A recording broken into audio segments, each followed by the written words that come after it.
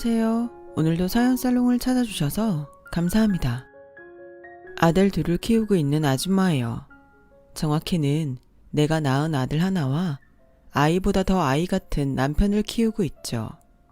왜 여자가 아들 둘을 키우면 성격도 와일드하게 변한다잖아요. 그런데 저는 그 반대였어요. 원래 성격은 선모스마 같았는데 남편을 만나고부터 완전 여자하게 변했거든요. 좋게 말해서 그렇다는 거고 솔직히 말하면 가면을 쓴 거죠. 내 과거를 모르는 사람들 사이에 섞여 새 삶을 살자니 어쩌겠어요. 살벌했던 과거를 지우고 살아야죠. 사실 제가 한때 좀 놀았거든요. 그렇다고 친구들을 때리고 돈을 뺏고 그랬던 건 아니고 몸을 쓰는 운동을 하다 보니 주변에 비슷한 애들이 꼬여서 젊은 날 객기 좀 부리고 살았던 거죠. 그것도 다 옛날 일인데 막상 위기가 닥치고 보니 잊고 살았던 옛가닥이 나오더라고요. 그래서 지금은 에라 모르겠다. 그냥 생긴 대로 살고 있어요. 제가 이렇게 사연을 보내게 된 건 15년 만에 저희 본 모습을 드러내게 만든 두 사람 때문이에요. 앞에서 말씀드린 대로 제 학창시절은 그리 순탄치만은 않았어요. 운동하는 애들은 머리가 안 좋다는 선입견이 있잖아요. 따지고 보면 머리 좋은 애들이 운동도 잘하는데 말이죠. 어쨌든 제가 공부를 못했으니 그런 말을 들어도 할 말은 없었지만요. 그래도 못생긴 애한테 못생겼다고 하면 기분 나쁘잖아요. 공부 못하는 애를 콕 집어서 공부 못한다고 하면 열받고요. 그래서 대개는 그런 애한테 상처될 말을 안 하는데 하필 저희 담임선생님은 그런 배려가 전혀 없는 사람이었지 뭐예요. 애들 앞에서 대놓고 제게 돌대가리라 부를 정도로요. 너 같은 돌대가리가 운동 아니면 뭐 해먹고 살겠니? 그러니까 괜히 공부하는 애들 방해하지 말고 조용히 네 자리에서 퍼자. 그게 반 친구들 위하는 길이야. 당시 제가 격렬한 운동을 하긴 했지만 그래도 감수성 예민한 소녀였는데 그런 소리를 들으니 상처가 되더라고요. 거기다 하필 고3이 되고 얼마 안 돼 부상을 당하는 바람에 7년간 해왔던 운동을 그만둬야 하는 상황이 돼서 속이 많이 시끄러운 상태였어요. 그런데 하필 그런 때 담임이 도화선에 불을 당긴 거였죠. 그래서 펑 터져버렸어요. 공부 못하면 수업 들으면 안 돼요? 어떻게 학생 보고 학교에서 퍼 잘한 소리를 해요? 저도 등록금 냈다고요. 그동안 참았던 울분이 한 방에 터져선 담임한테 개거품 물고 개겼어요. 그 결과 담임한테 피 터지게 맞았고 제 뺨을 때리려는 담임을 밀쳤다가 어이없게 교사폭행으로 19 나이에 퇴학을 당하게 되었지 뭐예요. 억울해서 한동안은 잠도 안 왔어요. 그럼 담임이 내 뺨을 치려는 게 뻔히 보이는데 두 손 놓고 맞았어야 했다는 거야? 그것도 엄연히 폭력이잖아. 근데 왜 나만 처벌을 받냐고. 생각할수록 억울했지만 아무튼 저도 잘한 게 없으니 받아들이기로 했어요. 안 그럼 뭐 어쩌겠어요. 이미 학생부엔 빨간 줄이 그어진걸. 체육특기생으로 대학에 갈 줄 알았던 딸이 하루아침에 퇴학을 당하자 엄마는 머리를 싸매고 들어 누웠어요. 괜히 저한테 운동을 시킨 아빠한테 화풀이를 하면서요. 하필 하고 많은 것들 중에 왜 유도체육관에 가선 애 인생을 이렇게 만들어요. 다른 집 딸들처럼 피아노나 무용, 미술 같은 거 시켰으면 이런 일은 없었을 거 아니냐고요. 난 몰라요. 난 내 자식이 중졸로 사는 꼴은 죽어도 못 보니까 당신이 공부를 가르치든 학교를 세우든 무슨 수를 써서라도 저놈의 기집애 대학 보내요. 안 그랬다간 당신이고 저 애물단 주고 집에서 쫓겨날 줄 알라고요. 엄마 말처럼 제가 유도를 시작하게 된 건 아빠를 따라 아빠 지인이 하는 유도장에 갔다가 그곳에서 고등학생 오빠들의 멋진 대련 모습을 보고 유도에 흠뻑 빠졌기 때문이었어요. 그날 이후 아빠를 졸라 유도체육관에 다니기 시작했고 국가대표를 목표로 꿈꿨지만 현실의 벽은 생각보다 높더라고요. 어쩜 그렇게 잘하는 애들이 많은지 제가 아무리 노력해도 국가대표는커녕 대입도 간당간당할 정도였어요. 부상이 아니었다 해도 선수 생활을 하기는 힘들었을 거예요. 그러니 엄마 입장에선 딸이 이도저도 아닌 인생을 살게 된 게 얼마나 화가 났겠어요. 차라리 운동을 안 했다면 기술이라도 가르쳤을 텐데 말이죠. 아무튼 엄마의 특명에 따라 저는 검정고시부터 준비했어요. 그래서 아빠랑 함께 검정고시 학원에 등록을 하러 갔는데 글쎄, 아니 그럼 내 딸이 중학생 수준도 안 된다는 얘기입니까? 그냥 중학생 수준 정도가 아니라 중1 수준도 안 된다는 얘기입니다. 이런 수준으로는 당장 검정고시는 불가능하고요. 기초학력부터 다진 후에 시험을 봐야 할 것 같습니다. 한마디로 초등학생 수준이었던 거죠. 그날 검정고시 학원 면담을 마치고 돌아오는데 아빠가 그러더라고요. 너 오늘 일은 엄마한테 비밀이다. 네 엄마가 알아봐라. 너나 나나 죽은 목숨이야. 아휴, 그날 내가 체육관에 널 데리고 가지만 않았어도 내가 너랑 세트로 싸잡혀서 네 엄마 구박받을 일은 없었을 텐데 내가 전생에 너랑 무슨 원수를 졌길래 이런지 모르겠다. 아빠는 푸념을 하면서 저를 데리고 삼촌이 운영하는 보습학원에 갔어요. 그리고는 중1 반에 등록시켜 주셨죠. 내일 모레면 성인이 될 나이에 아직 솜털 보송보송한 애들이랑 같이 공부하려니 창피해 미치겠더라고요. 하지만 어쩌겠어요. 제 학업 수준이 딱 걔들 수준이라는데.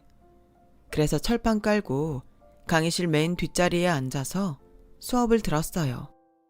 그렇게 2년간 중고등학교 과정을 다시 배운 저는 그제야 검정고시 학원에 등록해 본격적으로 검정고시 준비를 시작했고 드디어 합격증을 손에 쥘 수 있었죠.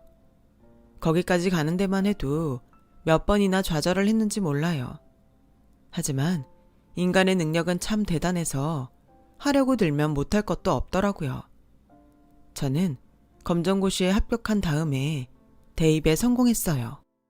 저를 알고 지내던 친구들은 모세의 기적보다 제 대학 진학이 더 엄청난 사건 같다고 할 정도였어요. 솔직히 저도 좀 그렇게 생각해요. 대학을 졸업할 나이에 신입생이 된 저는 남들보다 뒤처진 그 몇 년을 따라잡기 위해 부단히 노력했어요. 다행히도 운동할 때 매일 똑같은 루틴에 따라 반복적인 연습을 해온 덕에 체력과 지구력 하나는 누구보다 자신이 있었거든요. 운동 때문에 멀리 돌아온 인생이었지만 결국엔 운동하던 시절 덕을 보긴 한 거죠. 그쯤 되자 저를 애물단지 취급을 하던 엄마도 제 노력이 기특했는지 더는 뭐라고 하지 않았어요. 오히려 저 몰래 주변 사람들한테 제 자랑을 하고 다니실 정도였죠. 우리 부녀를 내쫓겠다고 살벌하게 엄포를 놓던 엄마가 말이에요. 활달한 성격 덕에 남들보다 늦게 대학에 들어갔음에도 저는 과대를 도맡아 할 정도로 적극적으로 대학 생활을 했어요. 덕분에 동기들과도 쉽게 친해질 수가 있었고 교수님들한테도 일찌감치 눈도장을 찍을 수 있었죠. 무엇보다 주선자 역할로 소개팅에 많이 참여할 수 있었어요. 지금의 제 남편도 그때 소개팅에서 만난 사람이에요. 당시 복학생이었던 남편은 쪽수를 마치러 나온 폭탄 제거반이었어요. 그런데 남편이 자기 역할을 망각한 채 최고 킹카 여학생을 지목한 거 있죠. 황당한 건 남학생들 뿐만 아니라 주선자인 저도 마찬가지였어요. 솔직히 저희 남편이 공부는 잘하는데 눈치도 없고 자기 세상에 빠져 사는 아웃사이더거든요. 농담은 다큐로 듣고 다큐도 다큐로 듣는 무재미 무감동의 최종판이었죠. 그런 남자인 남편의 킹카 지목으로 소개팅 분위기는 훅 가라앉았어요. 그래서 제가 총대를 매는 심정으로 남편과 짝을 이루겠다고 했죠. 노땅은 노땅끼리 놀자고요. 괜히 동생들 노는데 끼지 말고. 그렇게 눈치 없는 남편을 끌고 나온 저는 대충 몇 마디 나누다가 바쁘다는 핑계를 대고 집에 가려고 했어요. 그런데 이 눈치 없는 남자가 완전 네버엔딩 스토리를 펼치지 뭐예요. 평소 궁금하지도 않은 지구 밖 우주 얘기랑 별의 생성 과정이며 블랙홀까지 완전 별에서 온 남자였죠. 처음엔 그래도 고개도 끄덕여주고 대답도 해주는데 그래서 그런가 끝도 없이 얘기를 하길래 안 되겠다 싶어서 하품도 하고 기지개도 펴면서 그만하라는 눈치를 팍팍 줬어요. 와, 그런데도 아랑곳하지 않고 지 할 말 다 하더라니까요. 거기다 재미라곤 1도 없는 얘기를 어찌나 초롱초롱한 눈빛으로 진지하게 하던지 정말 사람 미치고 팔딱 뛰겠더라니까요. 결국 교양 과목 강의 듣는 수준의 내용 앞에서 저는 졸고 말았습니다. 그랬더니 남편이 그러더군요. 고마워요. 다른 여자들은 중간에 얘기 끊고 가버리는데 유나 씨는 참고 들어주려고 노력해줘서요. 사실 제가 낯가림이 좀 심해요. 제가 주저리 떠드는 것도 어색한 분위기를 못 버텨서 그러는 거예요. 머리로는 안 그래야지 하는데 입이 혼자 막 움직인다랄까? 그런데 오늘 유나 씨 앞에서는 일부러 그랬어요. 오래 같이 있고 싶어서. 처음 봤는데도 마치 오래 알고 지내던 사이처럼 편해서 중간엔 나도 모르게 신나서 떠들어댔고요. 덕분에 간만에 스트레스가 확 풀렸어요. 고마워요. 그 말을 들으니 얼마나 미안하던지 표정 관리가 안 되더라고요. 그래서 애프터 신청을 받아들였죠 뭐. 그런데 사람이 참 신기하죠. 처음엔 눈에 안 들던 남편이 몇 번 만나보니까 의외로 새롭고 질리지가 않는 거예요. 아는 것도 많아서 어떤 장르의 질문을 해도 다 대답해주는 것도 그렇고 그동안 제가 몰랐던 제 장점들을 잘도 찾아주는 게 은근 가슴 떨리게 하더라고요. 남편은 도복을 입고 바닥을 구르며 지냈던 댁에서 저의 여성적인 면을 찾아주었고 유명한 시의 구절처럼 남편이 제 이름을 불러준 순간 저는 남편 앞에서 꽃이 되어버렸죠. 이런 우리 커플을 보고 동기들은 집신도 제 짝이 있는 법이라며 놀리듯 떠들어댔어요. 저보고 남자 보는 취향이 독특하다면서 말이죠. 그런데 동기들이 그렇게 별로라고 떠들던 제 남편이 졸업도 하기 전에 사법고시에 패스를 한 거예요. 법대생도 아닌데 말이죠. 지금이야 로스쿨을 나와야 하지만 당시만 해도 고졸은 물론 전공에 상관없이 사법고시를 볼 수 있었거든요. 자리가 사람을 만든다고 그때부터 동기들이 남편을 달리 보기 시작했죠. 덩달아 저를 바라보는 시선도 많이 달라졌고 말이에요. 한순간에 폭탄 제거반에서 부러움의 대상으로 변한 저는 의문의 승자가 되고 말았어요. 내 남자가 인기가 높아지니 덩달아 제 가치도 올라가는 느낌이 들어 처음엔 좋았어요. 그런데 시간이 지날수록 남편의 조건을 보고 덤비는 여자들 때문에 점점 위기의식을 느끼게 되더라고요. 원래 제 성격은 그런 일로 조바심을 내는 편은 아닌데 내 걸 지켜야 한다는 생각이 강해져서 그런가 저도 다른 여자들처럼 똑같이 변하더라고요. 남편이 연수원에 있는 동안 여러 번 마담 뚜에 접속이 있었다는 얘기를 들은 이후로는 더욱 초조해졌어요.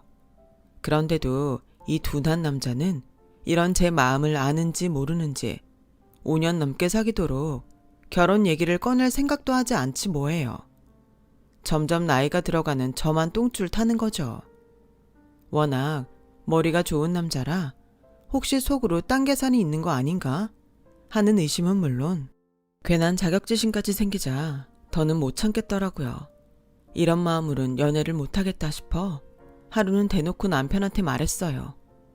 자기도 연애 따로 결혼 따로인 거야? 그런 거면 지금 말해줘. 난 나이도 있고 이중적인 만남은 딱 질색이니까. 나랑 결혼할 생각이 있긴 한 거야? 그랬더니 남편이 그러는 거예요. 결혼이 나이 때문에 하는 건가? 자력이 돼야 하는 거지. 학자금 대출금 갚고 이제 돈 모으기 시작했어. 자기도 마찬가지 아니야? 우리가 결혼하는데 부모님한테 손 벌리는 것도 이상하잖아. 많든 적든 독립자금은 만들고 나서 결혼하는 게 맞다고 생각했어. 앞으로 3년 바짝 모아서 결혼하자. 남편은 계획이 있었더라고요. 저만 괜히 안달복달이었던 거죠. 그렇게 우리는 3년 동안 악착같이 벌어서 결혼을 하게 되었어요. 그런데 결혼은 당사자 간의 문제가 아니더라고요. 거기다 사귈 때는 변호사 남친이 자랑거리였지만 막상 결혼을 앞두고 나니 그놈의 직업이 엄청난 부담감으로 다가오더라고요. 결혼을 앞둔 대한민국 모든 여성들의 걱정거리인 혼수와 예단 때문이었죠. 물론 예전처럼 사자 들어가는 남편 얻으려면 혼수로 수입차 키에 아파트 하나는 해가야 한다는 국룰은 없지만 그래도 시댁 입장에선 좀 바라는 것도 사실이니까요. 저희 시어머니만 해도 처음 인사드리러 간 자리에서 대놓고 혼수랑 예단 얘기부터 꺼내시더라고요. 너도 알다시피 우리 애가 보통 애니? 남들은 고시 준비한다고 얼마나 주변 사람들을 힘들게 하니? 시간이며 돈이며 좀 들어가냐고. 내 아들이라서 말이 아니라 우리 애는 그런 거 하나 없이 남들 부러워하는 변호사가 되지 않았니? 그러고 보면 넌 참 운이 좋은 애다. 옆에서 고시생 수발 한 번 안 하고 로또 맞은 격이니까. 그래서 말이다. 고생 한 번 않고 변호사 남편 얻게 됐으니 너도 뭔가는 해와야 하지 않겠니? 설마 맨입으로 우리 집에 시집올 생각은 아니겠지? 젊은 애들 사이에선 혼수고 예단이고 간소화해야 한다고 하지만 난 아니다. 그게 니들 살면서 비빌 언덕이 되는데 애초에 제대로 해와야지. 안 그러니? 그러니 집에서 부모님이랑 상의하고 다음에 올 땐 너희 집 성의가 어느 정도인지 목록으로 보여다오. 메뉴 정할 때 아무거나 라는 말이 제일 사람 힘들게 하는 것처럼 알아서 혼수 예단 목록을 작성해오라는 시어머니 말에 한숨만 났어요. 그런데 더 한숨 나는 건 바로 남편의 행동이었어요. 언제는 부모님 손 빌리지 말자고 우리 힘으로 결혼하자고 하더니 정작 중요한 순간엔 입 싹 닫고 모르쇠로 일관했거든요. 정말 믿을 놈 하나 없다 싶더라고요. 그렇게 가시방석에 앉아 식사를 하곤 집으로 돌아가려는데 남편이 대수롭지 않다는 듯 시부모님께 그러더라고요. 저희 결혼은 그동안 우리 둘이 모은 돈으로 하기로 했어요. 직구하는 것도 그렇고 차도 그렇고 애초에 공동으로 돈 모아서 하기로 했거든요. 그래서 말인데요. 혼수랑 예단도 저희 둘이 상의해서 정할게요. 그래도 되죠? 목록은 언제까지 드리면 돼요? 그 말에 어머님은 아연질색 하셨어요. 아버님은 무심한 표정으로 그깟 걸 뭐하러 목록까지 만드냐시며 그냥 저희 보고 알아서 하라고 하셨어요. 아들이랑 아버님이 이렇게 나오자 어머님도 더는 뭐라고 하지 않더라고요. 그날 일로 남편한테 고맙긴 했지만 한편으론 답답하기도 했어요.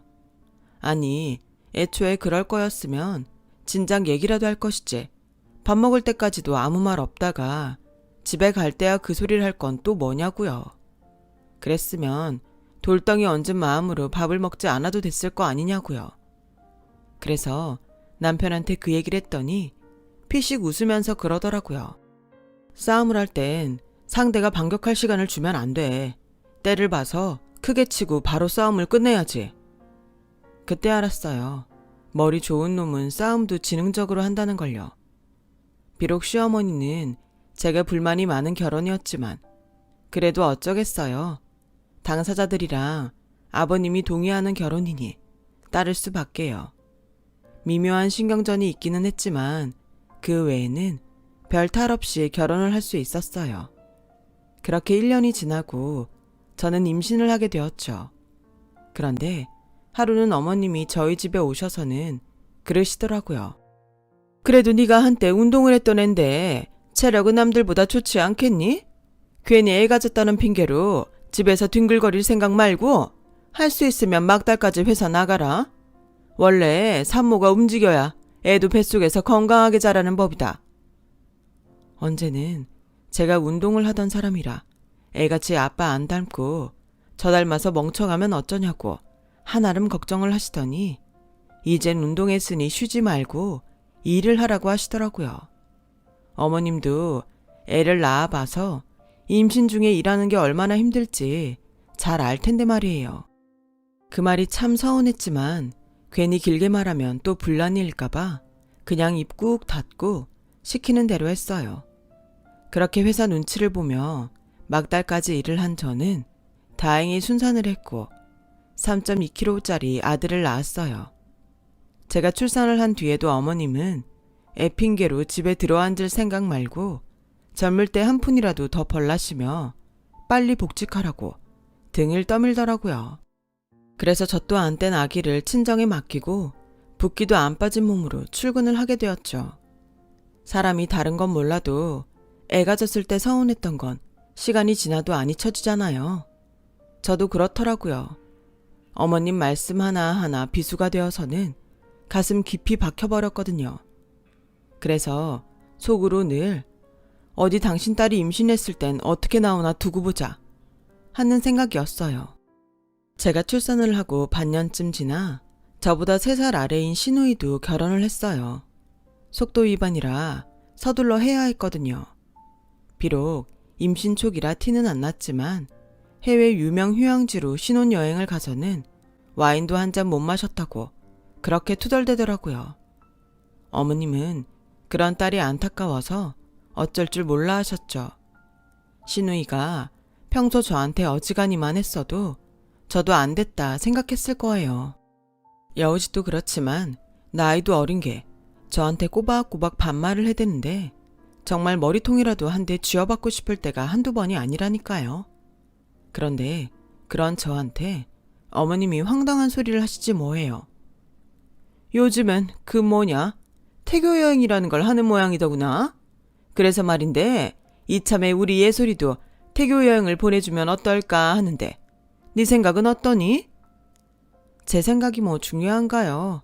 아가씨가 가고 싶다면 가는 거죠. 그렇지? 예, 난 네가 반대하면 어쩌나 걱정했는데 그래도 네가 옳게 노릇은 톡톡히 하는구나. 사실 말이 났으니 말이지. 네가 시집 올 때 해온 게 뭐 있니? 인도에선 여자가 시집 갈 때 지참금을 가져간다고 하더라. 한 달에 월급이 20만 원도 안 되는 사람들이 2, 3천씩이나 해간다나? 지참금이 없어서 시집 못 가는 여자도 허다하댄다. 그런 것만 봐도 넌 완전 거저먹은 결혼 아니니? 그러니 네 시누이 태교 여행 비용은 네가 내도록 해라. 양심이 있으면 싫단 말은 못하겠지? 그때였어요. 시누이가 기다렸다는 듯이 끼어들어 그러더군요. 언니, 나 괌으로 보내줘. 괌으로 태교 여행 갔다 온 사람들 블로그 보니까 엄청 땡기더라고. 날씨도 좋고 쇼핑몰도 크고 완전 내 스타일이라니까. 참, 숙소는 구질구질하게 에어비앤비 말고 호텔로 잡아줘. 조식도 그렇고 수영장도 그렇고 난 편한 게 좋더라고. 한 2-3달 호캉스 하면서 쉬다 오면 너무 좋을 것 같아. 이미 마음은 괌에 가 있는 것 같은 표정으로 신이 나 있는 시누이를 보니 그렇게 꼴보기 싫을 수가 없었어요. 갈 거면 지 돈으로 가든가 왜 애먼 사람한테 돈을 대래요. 게다가 나이도 어린 게 꼬박꼬박 반말을 해대는데 그날따라 그렇게 거슬릴 수가 없더라고요. 그래서 한마디 했죠. 아가씨, 괌에서 1-2달 호캉스를 즐기려면 돈이 얼마나 드는지 알아요? 제 몇 달치 월급은 고스란히 들어갈 금액이라고요. 저 그럴 여유 없어요. 정 가고 싶으면 아가씨 돈으로 가요. 언니, 사람이 왜 그래? 솔직히 언니가 누구 덕분에 변호사 사모님으로 사는데 엄마랑 내가 끝까지 언니 반대했으면 그 결혼 못하는 거였어. 그동안 우리 오빠한테 어떤 선자리가 들어왔었는지 알기나 해? 그거 마다하고 똥차 타는 거 우리가 눈물을 머금고 참아준 거라고. 언니 인생 불쌍해서. 근데 이깟 돈도 못 내겠다고? 이게 무슨 똥배짱이래. 언니가 정 못 되겠다면 오빠한테 받으면 되지 뭐. 어때? 그렇게 할까? 뱀 같은 면상을 들이밀고는 뻔뻔하게 구는데 순간 주먹이 불끈하더라고요. 이게 그동안 가정의 평화를 위해서 기를 쓰고 참아줬더니 사람 무서운 줄 모르고 기어오르더라고요. 거진 10년간 내 안에 고이 모셔둔 형님을 깨울 정도로 말이죠. 더 참다간 제 성질에 제가 넘어갈 것 같아서 간만에 옛가닥 좀 펼쳤습니다. 근데 아가씨는 왜 나한테 반말이에요? 나이 많은 나도 존대를 하는데 말이죠. 이참에 말 정리부터 하고 얘기하죠. 어떻게 반말로 할까요? 존대로 할까요? 아가씨가 존대하면 나도 존대하고 아가씨가 반말하면 나도 반말할게요. 뭐래? 누구 맘대로? 며느리가 시누이한테 존대하는 건 당연한 거 아닌가? 달래 아가씨라고 부르냐고. 쓸데없는 소리 말고 관 보내줄 거야 말 거야. 이쯤 되면 막 가자는 거겠죠. 그래서 반말로 하자 이거구나. 그래 알았어 예솔아. 언니가 충고 하나 할게. 세상에 공짜는 없어. 인간관계도 내가 줘야 상대한테 받는 법이라고. 네가 나한테 유따구로 하는데 나라고 너한테 잘해주고 싶겠니? 태교 여행? 야, 지나가던 개가 없겠다. 네가 태교 여행 가면 그 더러운 인상이 깨끗하게 변한다니? 착각하지 마. 너한텐 태교 여행이 중요한 게 아니라 인성교육이 먼저야. 그리고 네가 뭔데 내 남편 돈을 함부로 쓰려고 들어? 언제 네가 돈 맡긴 적 있어? 네가 우리 재민이 기저귀라도 하나 사준 적 있냐고. 그런 주제 어디서 여행 자금을 대달래. 돈이 썩어 문드러져도 너한테 줄 돈은 한 푼도 없어. 그러니까 일찌감치 정신 차려. 그리고 어머님, 그동안 제가 꾹 참고 살았는데요.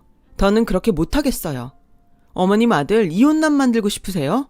어머님이 금쪽같이 아끼는 손자 그만 보고 싶으세요? 그런 거 아니면 저한테 함부로 하지 마세요. 저요, 저희 부모님한텐 세상엔 둘도 없는 귀한 자식이에요. 어머님 자식만 귀한 거 아니라고요. 툭 하면 변호사 남편 얻었으면서 주제의 혼수도 제대로 안 해왔다고 그러시는데요. 변호사 남편이 뭐가 그렇게 대단해요? 제가 변호사 남편 둬서 뭘 얼마나 득을 보고 살았냐고요. 요즘은 경쟁이 심해서 변호사라고 해도 돈도 많이 못 벌어요. 어머님 아들 월급 직장인 수준이에요. 버는 걸로 치면 제가 어머님 아들보다 더 번다고요. 그뿐인가요? 가사노동은 누가 하는데요? 육아는 누가 도맡아 하는데요? 다 제 친정 부모님이랑 제가 해요. 어머님은 도우미라고는 10원어치도 안 주시면서 왜 매번 저한테 가시돋침말만 하시냐고요. 제가 열분을 토하자 어머님도 질 수 없다는 듯 소리치셨어요. 애초에 네가 남들처럼 혼수만 제대로 해왔으면 내가 이러니? 네 몸뚱아리만 고작 들고 들어온 주제에 어디서 고개 빳빳이 들고 대들어? 버르장머리 없는 것 같으니라고. 누가 그래요? 제가 몸뚱이만 가지고 시집왔다고요? 저요. 결혼할 때 그 일랑 반반씩 내고 신접살림 준비했어요. 저희 전셋집도 그렇고 살림살이도 그렇고 절반은 제가 한 거라고요. 정 못 믿으시겠으면 어머님 아들 불러다 물어보세요. 그리고요. 한 번만 더 저한테 무리한 부탁을 하시거나 혼수 타박하시면 저 앞으로 여기 안 와요. 저뿐만 아니라 내 아들도 이 집에 안 보낸다고요. 하나뿐인 아들 이혼남 만들고 하나뿐인 손자랑 인연 끊고 싶지 않으시면 어머님이 먼저 바꾸세요. 그렇게 저는 수년간 쌓아온 억울한 감정을 온전히 쏟아붓곤 집으로 돌아왔어요. 뒤늦게 그 일을 알게 된 아버님은 철없는 시누이와 어머님을 나무랬고 남편마저도 앞으론 본가에 가지 않겠다고 선언했어요. 그러자 모녀가 저희 집으로 찾아와 고개를 숙이더군요. 그래서 못 이기는 척하고 사과를 받아들였어요. 남편이랑 이혼을 할 거면 몰라도 그게 아닌 이상 언제고 화해는 해야 되니까요. 아무튼 그날 핏대 세워가며 열변을 토한 덕에 지금은 저보다 훨씬 살만해졌어요. 이럴 줄 알았으면 진작 성격대로 할 걸. 괜히 죽어 살았네요. 앞으로는 며느리라는 이름으로 이유 없이 당하고 살지 않으려고요. 할 말은 하고 제 권리를 요구해야 제 위치를 찾을 수 있을 테니까요. 제 긴 사연을 들어주셔서 감사합니다. 가족과 함께 항상 건강하시고 행복하세요. 여러분, 사연 댓글에 응원과 현명한 조언 부탁드려요. 좋아요와 구독은 저에게 큰 힘이 됩니다. 오늘도 좋은 일 가득하세요.